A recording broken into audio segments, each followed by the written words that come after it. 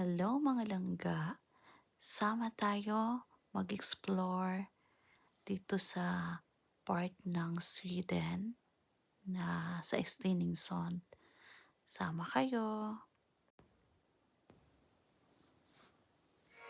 Masarap pakinggan para sa iba. Sabi nila, kapag nasa abroad ka, masaya at maginhawa.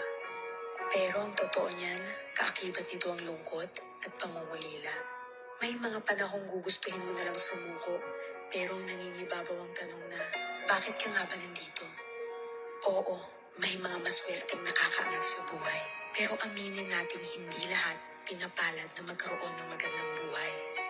Basta tandaan mo, lahat nagsisimula sa pinakababa bago ka makarating sa itaas.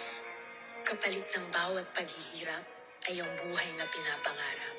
Walang imposible sa taong may tiyaga. Magugulat ka na lang na palitan na ang mga salitang pagod na ako ng buti na lang hindi ako sumuko.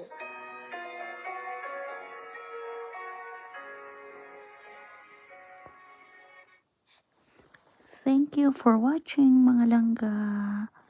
Please follow, like, and share. Thank you so much. God bless.